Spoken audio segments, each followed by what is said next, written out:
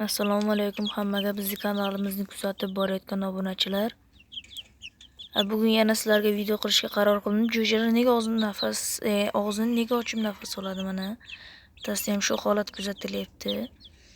Buni sababi ko'pincha ikki xil sababdan bo'ladi mana. Men hozir ko'rsataman mana.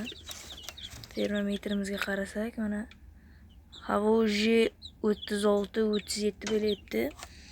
Bu harorat birinchi chiqqan jo'janing harorati hisoblanadi. Inkubatordan chiqqani shu haroratda bo'lsa bo'ladi.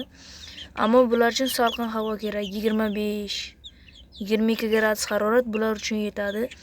Bu ular uchun issiq bo'lgani uchun ular shunga og'zini ochib nafas oladi. Mana unga o'xshab mana qanotlarini yerga tushirib ko'proq yotishga harakat qilishadi. O'zlaridagi tanasidagi issiqlikni og'iz bilan nafas olish orqali chiqarib yuborishadi. Shuning uchun kun issiqligida suvni obedda bir marta almashtirsa bo'ladi. Kechki vaqtga bir marta almashib qo'yadi.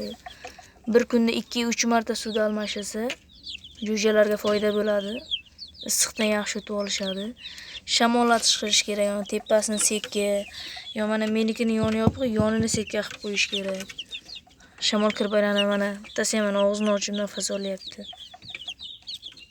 Sababi shu, agar og'zini ochib nafas olayotganda yoki qanoti haddan tashqari xurpayib ketsa, suv don yemay qo'ysa, bu jiddiy kasallik bo'lishi mumkin.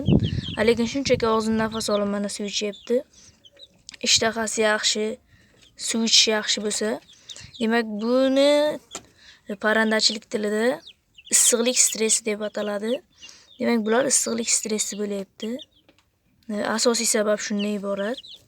Shuning uchun bularga suvni yangi qo'yib turish kerak. Iloji boricha yangi suv qo'yish kerak. Yem berayotganda ham bunaqa issiqdan aralashma yemimizni tezda 10-15 daqiqada yevorguncha berishimiz kerak.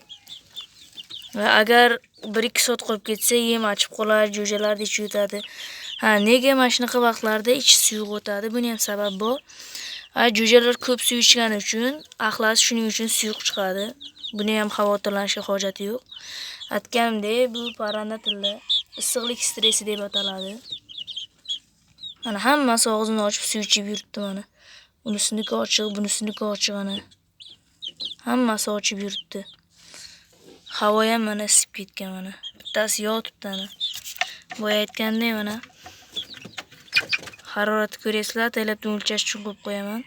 Mana 37 ga chiqibdi bu yoqda. Demak, jo'jalarda og'zini ochib nafas olishining asosiy sababi shu. Kasallik bo'lmasa, jiddiy muammoga xavf yo'q. Yana bitta yengillik qilish uchun mana biz bu yoqdan teshiklar ochib qo'yganmiz. Havo aylanib chiqib ketadi. Kanalimda yangi bo'lsanglar, albatta obuna bo'lishni unutmanglar. Hali bu kanalda chiqaradigan qiziq videolarim juda ko'p. Hammalaringni obuna, like kutib qolaman. Tezroq 50 ta bo'lamiz degan umiddaman.